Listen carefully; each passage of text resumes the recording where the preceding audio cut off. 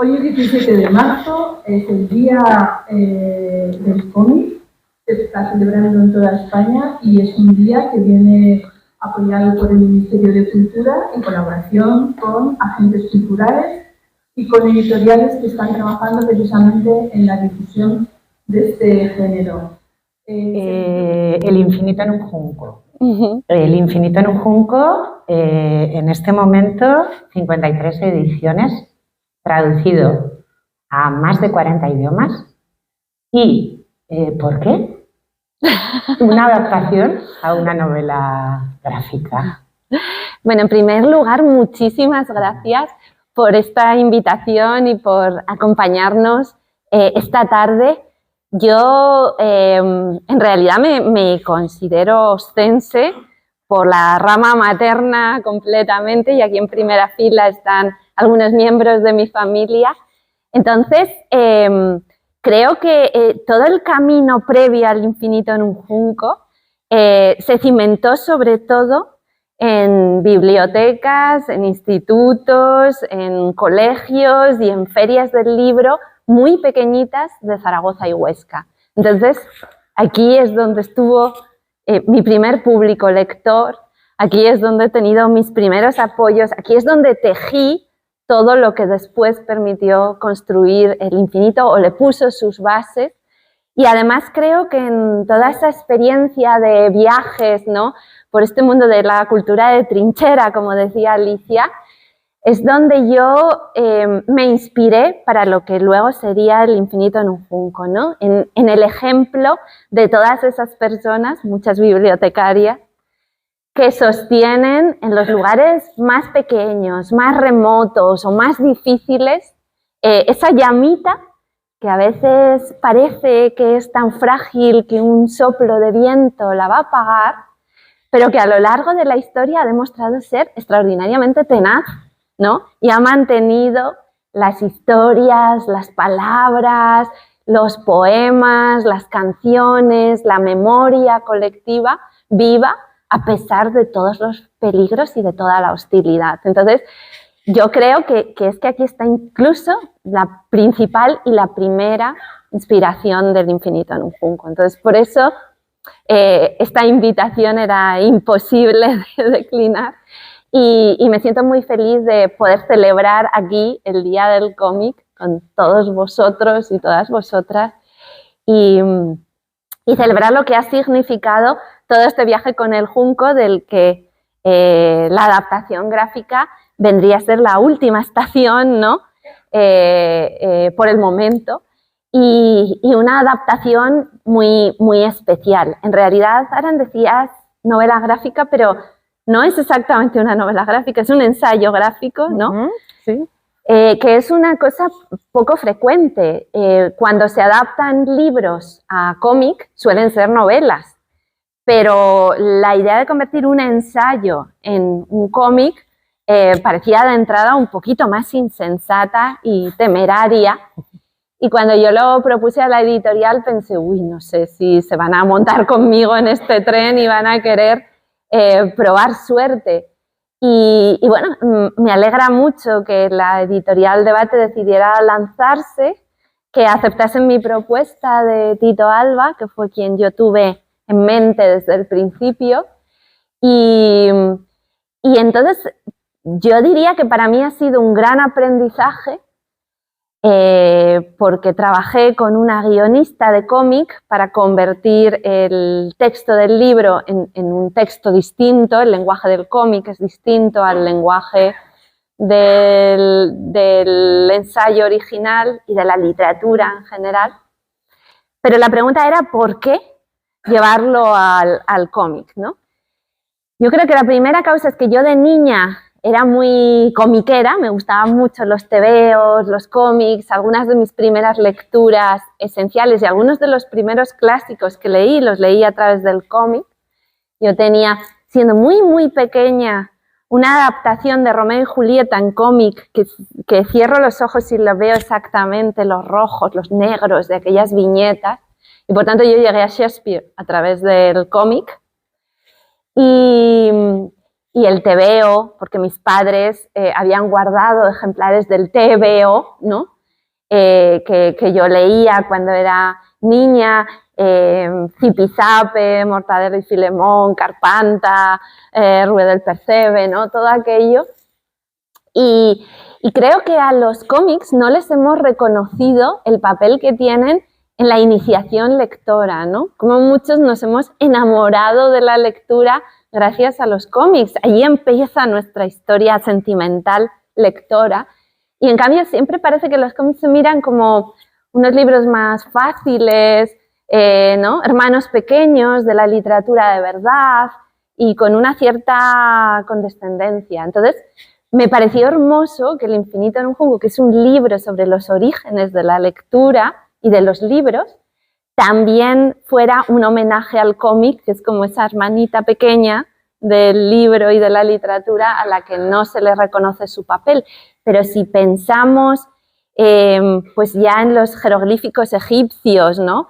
O en los manuscritos medievales con miniaturas o en algunas de las primeras manifestaciones de la ilustración, es que casi, incluso podríamos decir que las pinturas rupestres son los orígenes remotos y honorables del cómic, que bajo distintas formas ha estado siempre acompañando a los libros y a los alfabetos y a las escrituras en esa aventura fabulosa. Entonces, reivindicar toda esa historia del cómic, demostrar que los cómics pueden ser también vehículo de conocimiento, ¿no?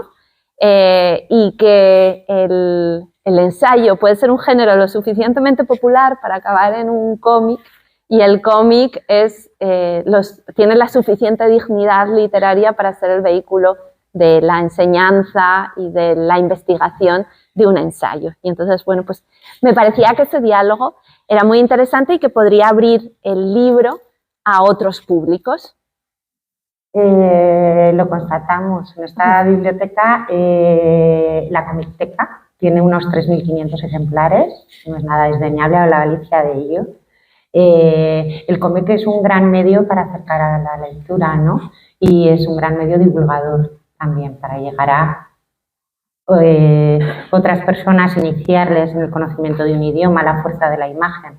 Entonces es una maravilla, ¿no? Que el infinito esté en este medio y que divulgue también eso. Hay ilustraciones dentro de esta obra, este noveno arte, que nos trasladan a la Biblioteca de Alejandría, a los campos de batalla de Alejandro Magno, a Cleopatra, a las primeras librerías, a los talleres de copias, a los primeros de copias manuscritas, también a las hogueras, ¿no? Y allí, pues bueno, yo no puedo pensar en una hoguera sin pensar en Fahrenheit 451. Es una asociación que hago automáticamente directa. En bibliotecas bombardeadas como Sarajevo y Pristina, hablando de esto, me trasladaba que le había impactado muchísimo, ¿no? Y que respecto a esa destrucción de la sabiduría por los humanos, respecto a esa destrucción tan violenta de lo que es el saber colectivo, que al final es una de las funciones de una biblioteca, ¿no? Somos tesoreras de ese saber y custodiamos ese saber colectivo, que de alguna manera, si socialmente percibimos socialmente el papel de las bibliotecas como garantes de nuestra libertad, como depósito de esa sabiduría. Y Cristina te planteaba, ¿no? ¿Hacemos lo suficiente? Quizás no nos quejamos lo suficiente. Sí, es cierto que la Biblioteca de Alejandría es realmente el centro del infinito en un junco. Para mí el camino que va desde la Biblioteca de Alejandría hasta Internet es el recorrido de esta gran aventura humana y bueno, pues nos puede parecer que las bibliotecas son sitios tranquilos, serenos, silenciosos, ¿no? Que nunca han estado en peligro ni asediados, y no es así en absoluto. La historia de las bibliotecas es una historia trepidante de aventuras, de peligros, de amenazas y sobre todo yo diría de una apasionada relación con las palabras, con el lenguaje, con las historias, con la sabiduría. Entonces la idea del infinito en un junco era convertir a la Biblioteca de Alejandría en la protagonista de esta gran aventura, pero porque todas las bibliotecas que existen hoy en día son de alguna manera sucursales más pequeñas o más grandes de la Biblioteca de Alejandría. Son sus herederas, son sus descendientes directas, son irradiaciones de la Biblioteca de Alejandría original, que no es la biblioteca más antigua de la historia, pero sí crea un modelo de biblioteca que se parece mucho a las bibliotecas públicas de hoy, ¿no? La primera biblioteca que sepamos que abre sus fondos a todas las personas que quieran leer, aprender al margen de su procedencia, de su estatus, de su situación, de sus orígenes familiares, ¿no? Ese concepto de la biblioteca abierta a todas las personas que saben leer y escribir, que eso en la antigüedad ya era una minoría, evidentemente, de toda la población, pero al menos todas las personas que podían sacar provecho de un libro estaban invitadas a la Biblioteca de Alejandría. Eso es una revolución enorme. Puede parecernos hoy algo tan obvio, tan evidente, tan normal, que nos hemos olvidado de lo que significa.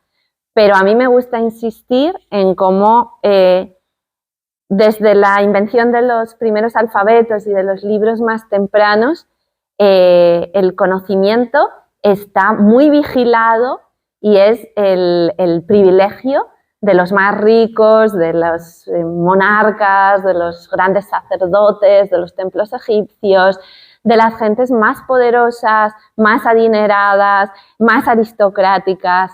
Conseguir extraer los libros de esos círculos de privilegio y llevarlos al alcance de todo el mundo, eso para mí es una de las grandes historias épicas de la humanidad, ¿no? Lograr todo eso.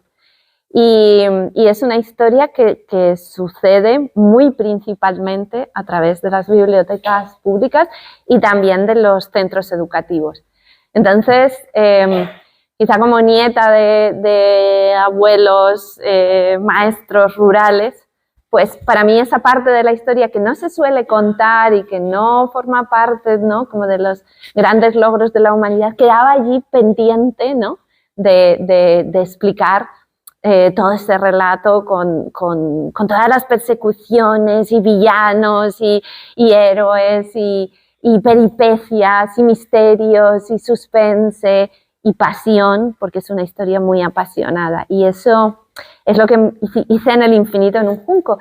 Y aquí en la novela gráfica aún hay un salto más, porque Tito Alba, que dedicó más de 2 años a las ilustraciones, a las viñetas de este libro, pues se documentó muy bien arqueológicamente y yo estuve también junto a él en todo ese proceso para poner ante nuestros ojos cómo era esa biblioteca de Alejandría, cómo eran esos espacios de la antigüedad, las bibliotecas en Roma, las bibliotecas del Imperio Romano en las distintas ciudades, cómo eran los libros, cómo se manejaban, cómo se manipulaban, cómo se copiaban, dónde se vendían, las librerías ambulantes, las primeras librerías fijas en las ciudades, qué sabemos sobre los lectores, aquellos más tempranos, y sobre las lectoras, ¿no?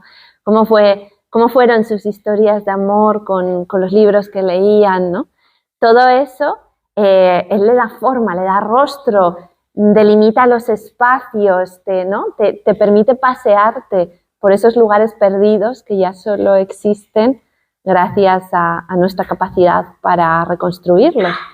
Entonces, nos pareció que tenía la novela gráfica también esa capacidad de irnos llevando de biblioteca en biblioteca por una especie de ruta emocional, que es la ruta de toda esta historia y de todos estos personajes, muchos de ellos anónimos, que nos han traído hasta aquí, o sea, que han hecho posible que existan lugares como esta biblioteca, en un barrio como este, con estas condiciones, y donde sé además que se ha batallado mucho para conseguir cada espacio público y cada servicio público. Entonces, todo eso es una historia que remite a muy atrás y que está llena de personajes fascinantes que en los libros de historia son notas al pie de página o personas que no tienen nombre propio, pero que sabemos que estuvieron allí y que acompañaron todo este viaje. Y el libro es un homenaje a todas esas personas de hoy y de ayer y de hace milenios.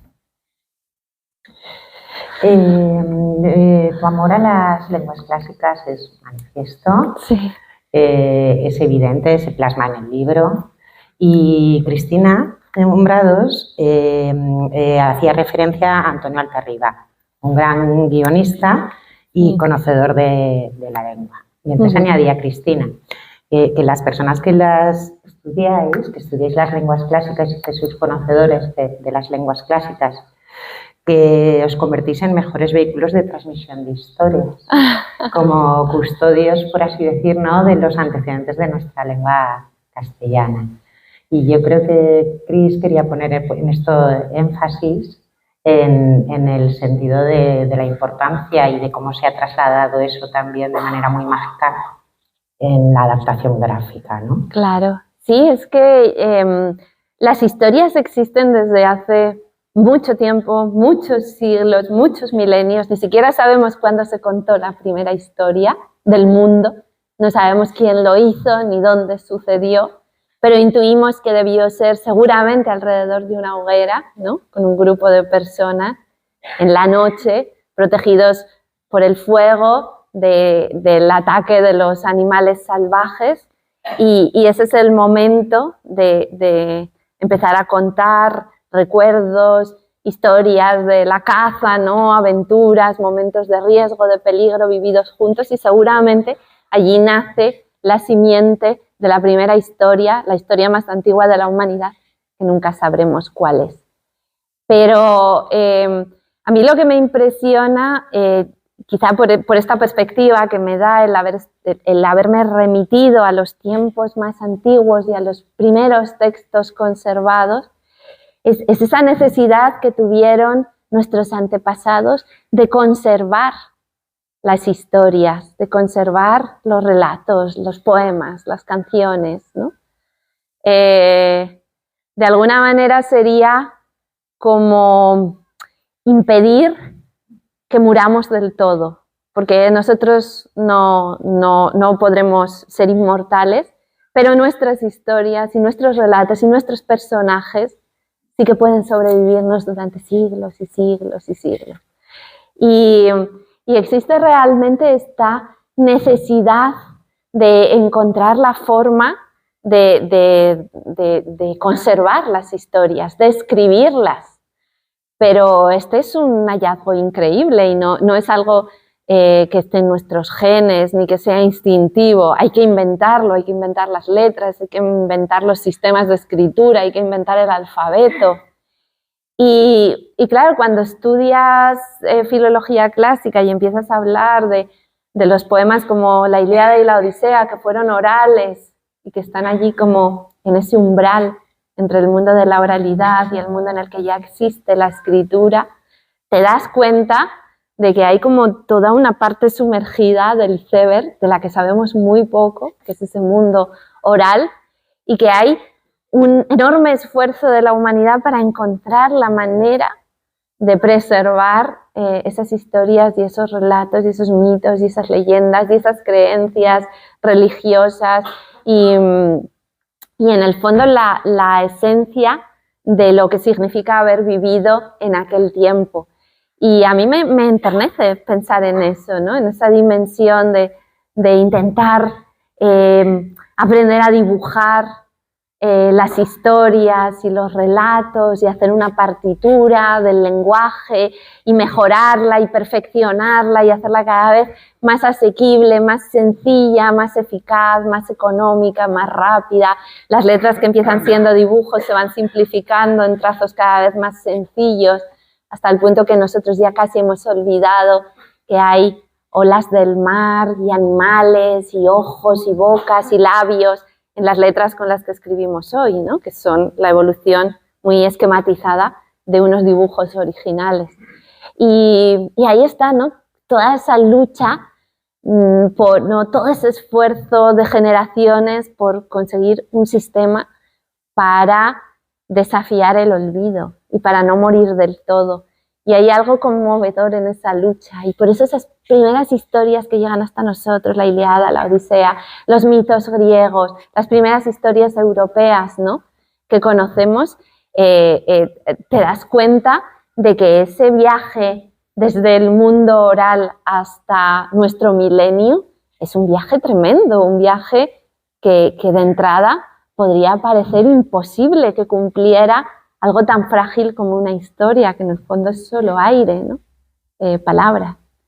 Y por eso yo creo que desde mi época universitaria esa es una cuestión que yo allí llevaba dentro, ¿no? El indagar en el origen de las escrituras, de los libros, ¿no? Cuándo se inventaron los libros, cómo, dónde sucedió, cuáles son los libros más antiguos de los que tenemos noticia, y las historias que nos han ido llegando desafiando el tiempo.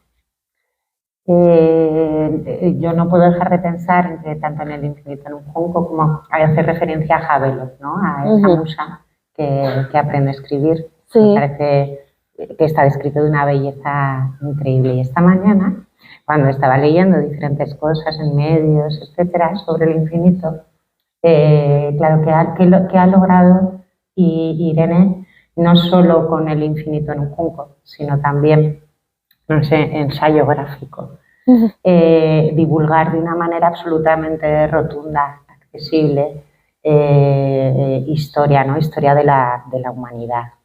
Y eso no es nada sencillo. Y entonces me venía a la cabeza Havelock con esa belleza de ese libro. También decía, claro, esto es lo que diferencia El infinito en un junco de, por ejemplo, un Liverani, con todos mis respetos, pero un Liverani, con su historia antigua y su densidad, su inaccesibilidad. Era esa una de las pretensiones, no solo del infinito, que lo logra, sino de la versión del ensayo gráfico.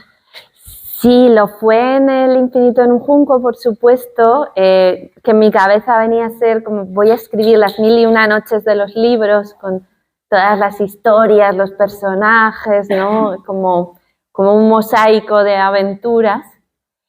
Y quizá todavía más con el cómic, porque para hacer el guión de un cómic tienes que darte cuenta que hay que respetar el espacio del dibujo, ¿no? Entonces el texto se reduce muchísimo, tiene que tener un ritmo, tiene que tener una velocidad, tiene que quedarse con la esencia y luego de alguna manera me permitió hacer un poco una revisión en clave un poquito más gamberra de lo que había sido El infinito años atrás, porque el cómic tiene algunos recursos propios y eso es interesante entrar ahí y ver qué te permite hacer el cómic que no te permite hacer el libro.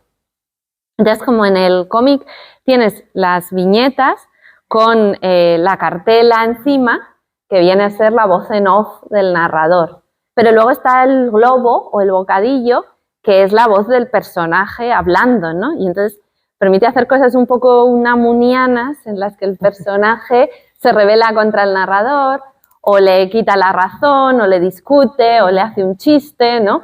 Le quita hierro, le quita solemnidad, o permite un diálogo. Entonces eso que es más difícil de hacer en un libro, en un ensayo, el cómic lo permite. Entonces jugábamos un poco a acentuar el sentido del humor y un poco la irreverencia de estos personajes históricos que aparecen por aquí, a los que no queríamos ver como personas en una especie de pedestal, sino como seres humanos con sus debilidades, con sus contradicciones, con sus secretos, con sus claroscuros.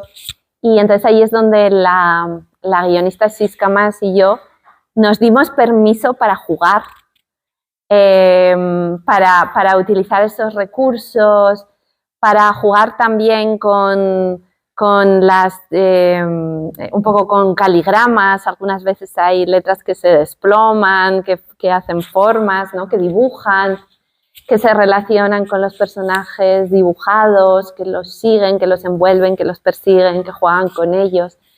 Y entonces realmente se convirtió en una nueva versión, en un sentido real, porque el texto está reescrito para el cómic a partir de esta segunda edición y porque realmente empezamos a jugar con todos esos recursos que no permite tan fácilmente la literatura, ¿no? de las voces en contraste. Y te convertiste en un personaje de cómic. Eso también.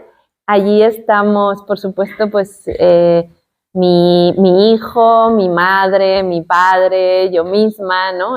Dentro del cómic dibujados en esos episodios autobiográficos del cómic que eran quizá los que a Tito Alba le ponían más nervioso, y entonces siempre me estaba pidiendo documentación, envíame una foto de tu madre cuando a la edad en la que te leía cuentos infantiles, envíame una foto de tu colegio, envíame una foto de tus amigos, envíame una foto de aquella biblioteca del parque, ¿no? Y a veces era dificilísimo encontrar exactamente lo que me pedía, para luego recrearlo totalmente a su manera, pero él quería saber cómo eran las cosas. En el periodo de esos 2 años de trabajo que yo estaba viajando constantemente, a lo mejor estaba en Japón o en China y me llegaba un WhatsApp de Tito que me decía, oye, pero ¿cómo eran los zapatos de los romanos? Porque no llevarían sandalias todo el año, ¿no? Cuando hacía frío, ¿qué zapatos llevaban? Y yo así en medio de 1000 cosas pensando, los zapatos de los romanos, espera un momento, porque claro, el dibujo es muy detallista, tienes que pintar todas esas cosas que en un libro no hace falta que especifiques, pero en un dibujo tiene que estar ahí, ¿no? Como eran las mesas, como eran las sillas, como eran los suelos, como eran las paredes, los techos, las pinturas, decía luego, pero ¿dónde dejaban los rollos? ¿Cómo evitaban que rodasen? ¿No? ¿Cómo eran las estanterías? ¿Cómo los colocaban? ¿Qué hacían con ellos? ¿No? Entonces, todas esas cosas él estaba constantemente pidiéndome.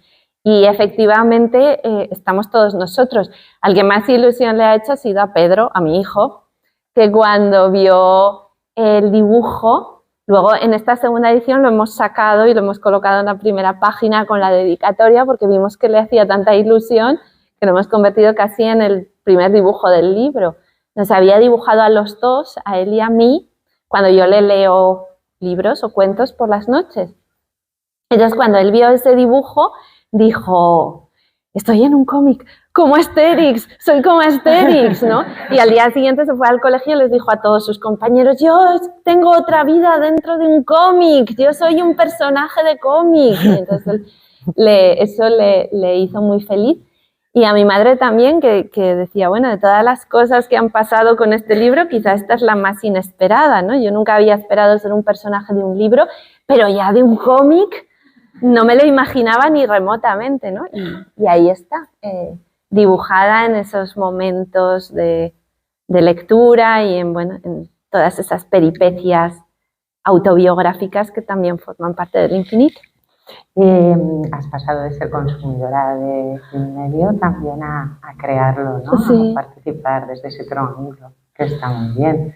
Que si te parece bien, Irene, vamos a poner el vídeo de Tito, claro, que hemos hecho ya referencia a él, y deciros pues que bueno, que Tito Alba empezó como pintor en una estancia en Ciudad de México. Fue dibujante de cómic, dio el salto a dibujar cómic, entre otros pues ha adaptado El olvido que seremos de Héctor Abad Archione y El infinito en un junco. Hola, buenas tardes. No sé cómo vais a poner este vídeo, si lo vais a cortar o así desde el principio. Pues muchas gracias a todos los que habéis venido y perdón por no estar ahí. Bueno, os explicaré cómo ha sido el proceso, así brevemente, de trabajar en este cómic, El infinito en un junco. Era la primera vez que yo trabajaba en un ensayo, entonces las adaptaciones al cómic que había hecho previamente eran adaptaciones de novelas, ¿no?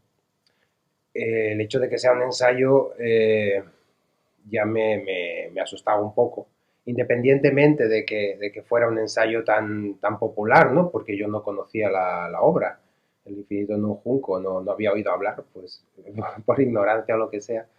Entonces, pero era más bien el hecho de que fuera un ensayo, ¿no? Porque yo soy muy obseso con la documentación, ¿no? Me obsesiono mucho.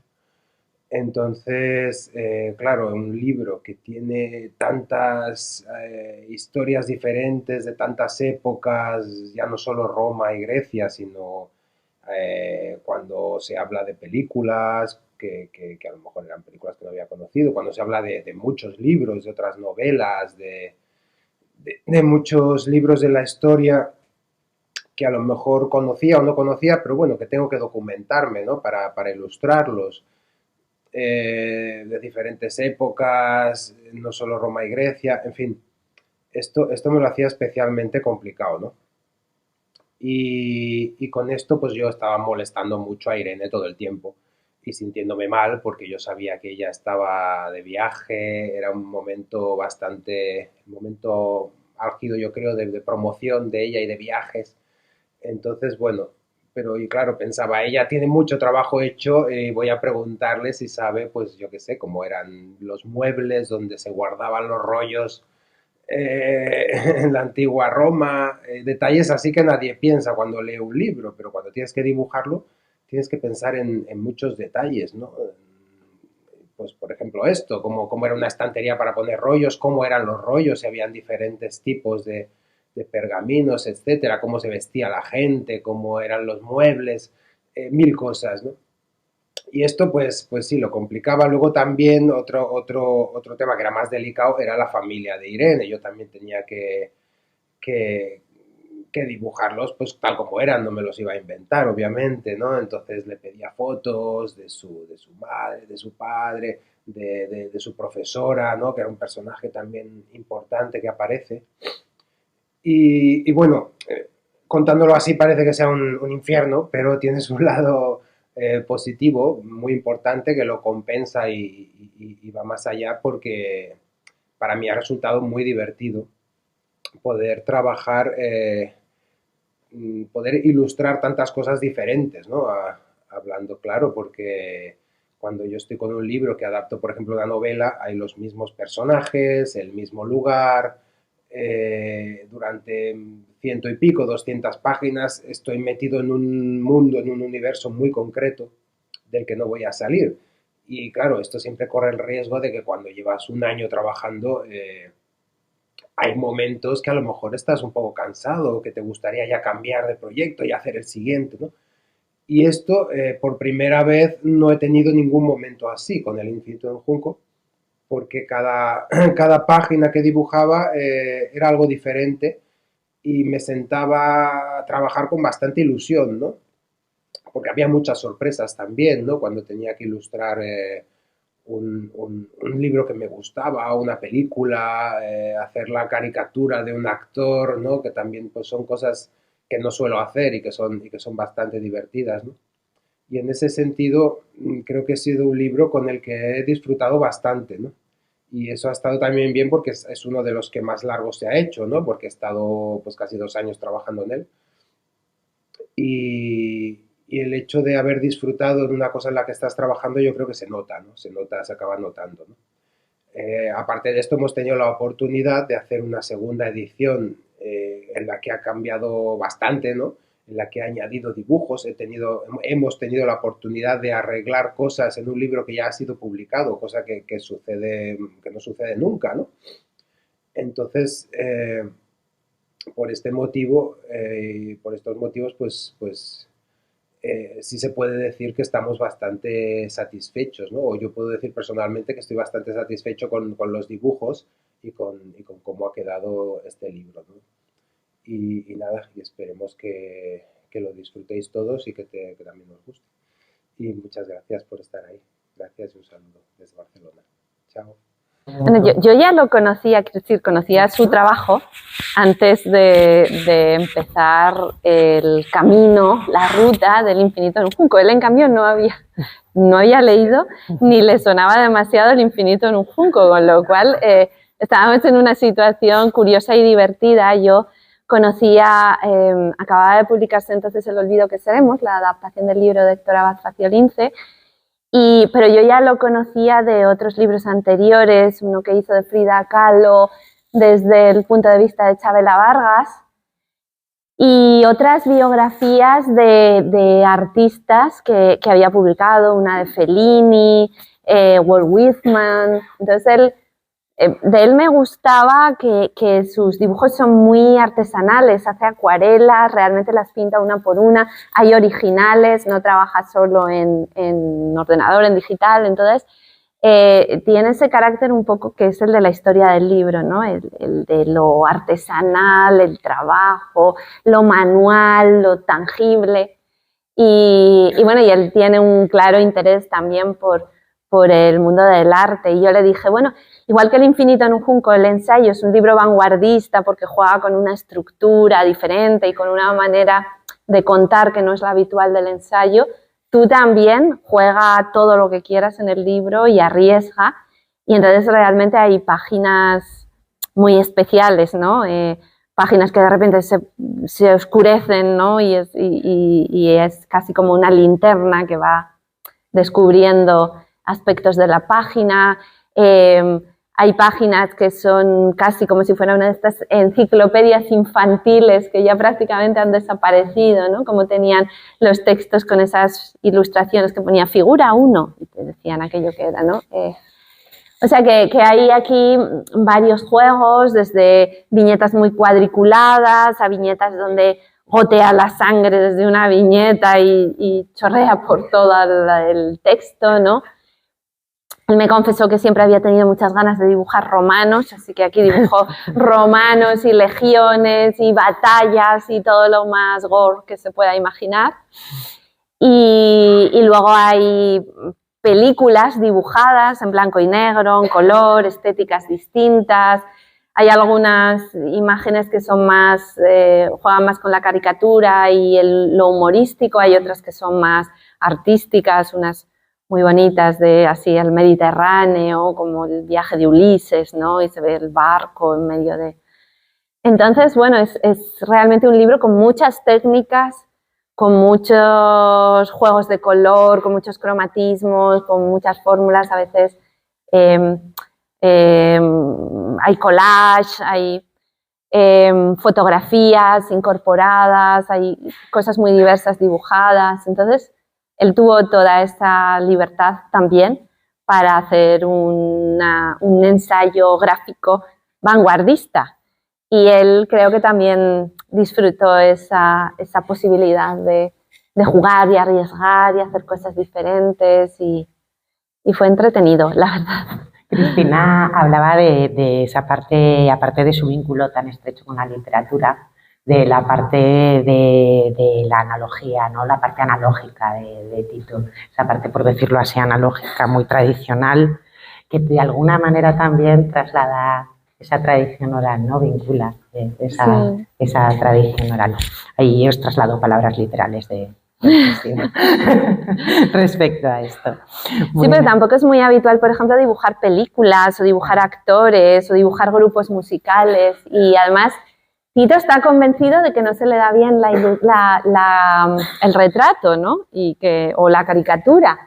Y entonces cada vez que dibujaba un personaje me lo enviaba a mí y me decía, ¿se nota quién es? Y entonces yo tenía que adivinar, hay algunos muy obvios como Borges o tal, pero otras veces, Kevin Costner, Anthony Hopkins, ¿no? Era como, y otras veces, no sé, Bob Dylan, por ejemplo, también era muy fácil, pero bueno, él me iba enviando y yo tenía que acertar, y hasta que no acertaba no se conformaba y volvía a enviarme otro dibujo y otro dibujo del mismo personaje, ¿no? Así que era curioso eso de dibujar películas, ¿no? Y de dibujar fotogramas concretos, incluso a veces cambiarlos si son fotogramas que no existen, pero que están inventados para este cómic.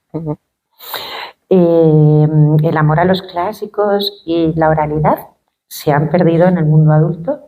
Se transmiten, has hablado de los cuentos a los peques, nosotras en la biblioteca lo percibimos, ¿no? Contamos muchísimos cuentos a los niños y niñas en la biblioteca. Los adultos hemos perdido esa capacidad de transmitir oralmente, de narrar historias. A ver, la oralidad está todavía muy viva entre nosotros. Una clase en un colegio, en un instituto, en una universidad es un ejercicio de oralidad, ¿no? La radio, los podcasts, los audiolibros que ahora se han sumado como otra forma también de aproximarnos a la lectura, o bueno, en realidad no es la lectura, la voz lee, pero nosotros solamente escuchamos, ¿no? Entonces, yo creo que las nuevas tecnologías se han aliado con la oralidad de forma que ahora puede llegar muchísimo más lejos de lo que ha llegado en ninguna otra época. Se puede grabar, se puede conservar, podemos tener libros y escucharlos, y en momentos en los que por lo que sea no podemos leer con nuestros propios ojos, pues es una ventaja, ¿no? Una operación de la vista, un problema, lo que sea, pues tenemos muchísimos libros grabados a los que podemos acudir y podemos acercarnos a ellos a través de la oralidad, como si alguien se sentara a nuestro lado y nos los leyera. Y yo creo que lo de leer a los niños es un grandísimo ejercicio, y invito siempre a todo el mundo que tenga tiempo y posibilidad de hacerlo porque luego te das cuenta de que es muy satisfactorio también para la persona que lee. Te acercas a la literatura infantil y juvenil, de nuevo, desde esa mirada adulta, lo redescubres su sentido del humor, su ingenio, su frescura, su gracia, su profundidad también, porque la tiene muchas veces, ¿no? Y además, cuando se cuenta una historia, digo antes de dormir, pero bueno, puede ser en cualquier otro momento del día, eso luego conduce a una conversación con el niño o con la niña sobre lo que le ha impresionado o le ha intrigado más de la lectura, y a través de eso descubres sus pensamientos, su forma de entender el mundo, a veces incluso preocupaciones que no te ha transmitido de otra forma, las descubres a través de los cuentos. Esto es maravilloso, y además ahora la pedagogía ha descubierto que leer en casa un cuarto de hora, 20 minutos todos los días de los niños antes de dormir es el mejor regalo que les podemos hacer. Amplía su vocabulario, fortalece su imaginación, les ayuda a expresarse mejor, a entender la lógica del relato, los vuelve más creativos, más rápidos, más perceptivos, ¿no? Desarrolla su sensibilidad, en los mejores casos también su capacidad de empatía, de ponerse en el lugar de otros. Es un abanico de regalos maravillosos que les hacemos a los niños, y hay una enorme diferencia ya en la escolarización más temprana entre los que han escuchado cuentos en su casa y quienes no. Entonces está recomendadísimo. Ahora, la otra parte de la cuestión es por qué pensamos que solo los niños tienen derecho a que les cuenten cuentos en voz alta. Porque los adultos nunca pedimos a otro adulto, oye, léeme un poema, oye, léeme un cuento, oye, antes de dormir quiero oír tu voz, porque es muy bonito y no es una prerrogativa de los niños. Vamos a ver, lo podemos pedir todos nosotros, que es una maravilla que a veces nos regale alguien, una persona querida, ¿no? La lectura de un poema, de un texto, de unas frases o de un párrafo que le emociona. Entonces esto es una forma de relacionarnos muy especial, muy fascinante, y yo creo que sería interesante que la cultivásemos más. Hoy por aquí tenemos a alguno de los integrantes y de las integrantes de nuestro club de más peques. Los lunes tenemos club de lectura con libros. Son niños y niñas de 7 y 8 años, y me consta que tenemos alguno por ahí al que igual, no sé si quieres decirles algo. a los integrantes niños. ¿Hay niños alguno por allí, creo? ¿O se han ido ya? Igual se han ido ya y se han quedado los papis. Ah, sí, allí, al fondo. Gracias por venir, qué maravilla. Claro que sí, esto es importante porque también, así como parece que solo se leen cuentos a los niños y parece que los tebeos y los cómics son solo para niños, cuando son perfectamente para adultos también, y se disfrutan y se gozan igual de adultos, o hay libros o hay cómics que son más para adultos y otros que son más infantiles, pero cuando volvemos a los de la infancia, ¿no? A lo que sea, a Super López, a Zipizape, a Mortadelo y Filemón, nos volvemos a reír otra vez, como cuando éramos niños. Pues de la misma manera parece que los clubs de lectura fueran solo para adultos, ¿verdad? La mayoría de los clubs de lectura son para adultos, pero los niños también son lectores críticos y tienen su opinión y sus preguntas y sus curiosidades y tienen mucho que decir acerca de los libros. Y es muy bonito cuando les preguntamos su opinión sobre un cuento, sobre una historia, y a ver qué nos dicen, ¿no? Y qué les gusta y qué no les gusta y qué no entienden y qué les ha sorprendido y cuáles son las preguntas que resuenan en su interior. Y ojo que muchas veces son muy, muy perspicaces como lectores, y ahí se están poniendo también las bases y los fundamentos de la creatividad. Al final, seamos lo que seamos en nuestra profesión, siempre nos va a ir mejor si manejamos con elocuencia la herramienta del lenguaje. La herramienta del lenguaje siempre está ahí. Trabajemos en lo que trabajemos, siempre va a importar cómo nos expresamos, cómo contamos nuestros proyectos, cómo persuadimos a los demás, ¿no? Cómo les transmitimos nuestras emociones y nuestro entusiasmo, cómo los embarcamos en las cosas que estamos haciendo, cómo nos contamos nuestra vida, y no solo en el trabajo, también al final yo creo que la seducción y el enamoramiento es en un porcentaje mucho mayor de lo que pensamos, oído y palabra. O sea que todo lo que ayuda a crear más facilidad, más versatilidad, amplía el vocabulario, completa con palabras nuestras emociones, que da color a las cosas que vemos y vivimos, todo eso es enormemente beneficioso para la vida futura. Y si empezamos con los niños, muchísimo mejor. Esta pregunta igual la podéis contestar los dos, la puedes contestar tú y la puede contestar Alfonso de la editorial Contraseña, que está aquí. Yo creo que él también tiene que aportar en esto. ¿A qué le das un micro? Gracias. ¡Qué emboscada, Alfonso! Cristina se plantea, hablando de los soportes que hablábamos, ¿no? De esos nuevos soportes, que, por cierto, El infinito en un junco también está en una versión audiolibro. Y libro electrónico. Y libro electrónico. Hablaba de eso, de los ebooks, de que siempre estamos con que el libro en papel desaparece, con que siempre estamos con que el libro es algo que ya no tiene sentido. Estamos con que los jóvenes no leen, pero luego la mayoría de los datos de las encuestas nos dicen lo contrario. Estamos en eso con una percepción un poco distorsionada respecto a quién lee, quién no lee, quién consume el libro, quién no consume libros, ¿no? Y bueno, realmente este año las estadísticas que se han publicado respecto a la lectura juvenil e infantil han sido muy, muy aplastantes. Pero el tema sigue estando ahí, a mí me sorprende mucho y a Cristina también, en eso coincidimos plenamente. Es curioso que siempre caigamos en esa mirada tan pesimista, ¿no? Los libros se acaban, los libros ya no tienen sentido en este mundo, no hay gente que lea, o si lee libros basura que no merecen la pena y los libros verdaderamente importantes pasan desapercibidos, ¿no? Ese discurso lo vas encontrando una y otra vez a lo largo de los siglos. Yo que he estudiado la historia de la lectura, vas tropezando con esas ideas constantemente.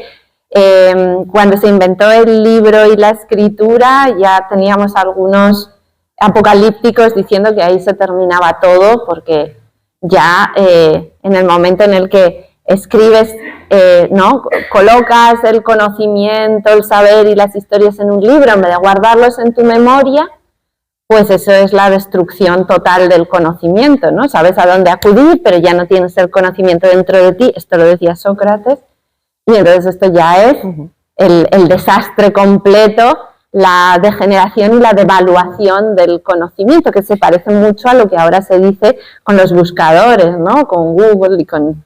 que sabemos dónde encontrar las cosas, pero estamos perdiendo memoria y ya no recordamos los datos y las informaciones. Luego, con la invención de la imprenta, vuelven otra vez a la carga diciendo que con tantos libros como se van a publicar estaremos inundados en mala literatura y entonces ya ¿quién va a distinguir los libros buenos de los que no merecen la pena? Y así sucesivamente, siglo tras siglo, va habiendo un pesimismo permanente, constante, machacón, en bajo continuo, a pesar de que los libros y la lectura no han hecho más que crecer y extenderse, y particularmente después de la segunda mitad del siglo XX, que hemos tocado unas cotas de alfabetización que no se habían conocido nunca en el mundo. Y ahora hay más editoriales que nunca, más bibliotecas que nunca, más gente que es capaz de leer que nunca. Tenemos más acceso a libros baratos, incluso quienes no tienen acceso a libros baratos pueden ir a las bibliotecas y pedirlos en préstamo interbibliotecario y se los traen de lejos y pueden pedir prestados libros electrónicos, o sea, todas las opciones posibles. Nunca había estado tan a nuestro alcance y nunca había leído tanta gente en números absolutos, ¿no? Entonces, es un poco curiosa esta realidad numérica y, sin embargo, la persistencia de esa idea de que los libros se acaban, de que todos estamos al borde del precipicio, que con las pantallas, que con la nueva sociedad ya no va a tener sentido escribir o leer libros. Y yo me acuerdo cuando empecé a escribir el ensayo, estábamos en una fase muy intensa, como decía Alfonso, los mismos que le pronosticaban que su editorial duraría 2 días, pues me decían a mí que cómo se me ocurría hacer una historia del libro ahora que el libro se acababa, ¿no? Y parecía que ya estábamos al borde del final y que nadie iba a leer ya. Y entonces a la gente que dice esas cosas, los jóvenes no leen, los libros están al borde de la extinción, yo siempre les contesto, ¿y los clubes de lectura? Porque ese es un gran fenómeno relativamente reciente que no hace más que extenderse y crecer y crecer y crecer y cada vez ves más personas que en su tiempo libre forman parte de un club de lectura. Y ojo que estar en un club de lectura significa que no solo le dedicas el tiempo necesario al libro cuando lo lees a solas en tu casa, sino que además en nuestras vidas ajetreadas, atareadas y en permanente prisa, encuentras tiempo para reunirte con otras personas a hablar de lo que has leído, ¿no? O sea que es duplicar la apuesta, no solo lees, sino que hablas sobre lo que has leído. Y ahora hay clubes de lectura en escuelas, en bibliotecas, en centros cívicos, en colegios, en universidades, gente que se reúne, amigos, ¿no? En sus casas, en cafeterías, en lugares muy diversos, gente que lo hace por Zoom y por videoconferencia a través de océanos, a horas extrañísimas, ¿no? Y es increíble, eso no hace más que crecer y crecer y crecer. Y yo como historiadora de la lectura diría que es la primera vez en la historia que hay un fenómeno como ese, tan transversal, para todo tipo de personas, de todas las edades, de todas las procedencias, y además que ha sido un fenómeno de abajo arriba. No se han formado los clubes de lectura porque ningún ministerio de cultura haya dicho ahora tenéis que cumplir estos objetivos, ni porque ninguna institución haya obligado, sino porque la gente lectora ha decidido espontáneamente reunirse a comentar los libros, y es un fenómeno muy, muy hermoso, muy singular, que no había existido antes nada parecido, y donde además creo que la gente se atreve a leer libros que a lo mejor a solas no probaría, porque sabe que luego va a tener el debate, ¿no? y va a tener distintos puntos de vista. Y además entras al club de lectura con tu lectura del libro y tu punto de vista, pero sales con todos los demás, ¿no? Con los 10 o 15 o 20 puntos de vista más del debate. Entonces eso a mí me parece una garantía de que algo está sucediendo y que una parte de la población todavía se aferra a los libros. Yo cuando voy a institutos y veo que hay clubes de lectura de estudiantes, padres y profesores, que son como 3 tribus en guerra, digo, madre mía, solo los libros consiguen esto, ¿no? Que estén juntos en la misma sala y que se hablen, dialoguen, intercambien opiniones. Me parece una cosa absolutamente maravillosa. Yo dinamizo, además del DP, que es uno de los clubes de lectura que hay en esta biblioteca, y realmente es una experiencia única, mágica, cada sesión.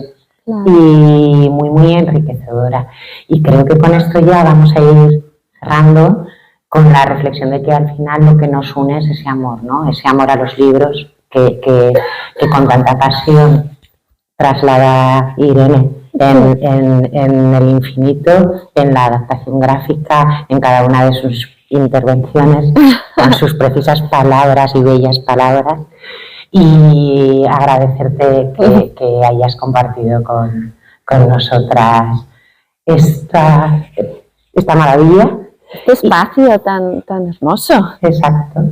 Y por otro lado, bueno, pues vamos a acabar un poquito como acaba también la novela gráfica, ¿no? La adaptación, y como acaba El infinito, con ese amor entre esas bibliotecarias. Esas amazonas bibliotecarias a caballo, ¿no? Que además la razón en realidad de toda esa fascinación mía con las bibliotecas y las bibliotecarias es que mi madre quería ser bibliotecaria cuando era joven, pero la familia la impulsó a estudiar Derecho porque decían, bueno, es más práctico, tiene más salidas, puedes preparar más oposiciones, ¿no? Estas cosas sensatas que te dice la familia y que te alejan de tu vocación. Entonces, pero mi madre tuvo siempre tanto amor por los libros y por las bibliotecas, que a mí cuando era pequeña me hablaba con tanto fervor de las bibliotecas y de cómo ella no había podido llegar a ser bibliotecaria, que yo pensaba que ser bibliotecaria era el objetivo vital de la mayoría de la gente. O sea, que casi todo el mundo quería ser bibliotecaria. Y que entonces, pues que la mayoría de la gente no lo había conseguido y eran bibliotecarios frustrados, todo el mundo alrededor.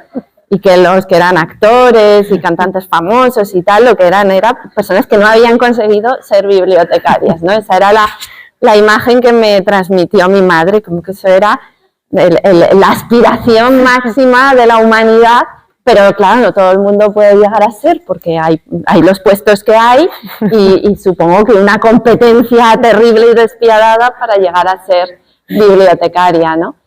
Y por esa idea mía infantil, que luego además en El infinito en un junco, uno de mis objetivos era decirle a mi madre que después de todo sí fue bibliotecaria, porque me transmitió a mí ese amor por la palabra. Entonces, bueno, este infinito en un junco es la descripción de tu biblioteca, de la biblioteca que tú creaste para mí.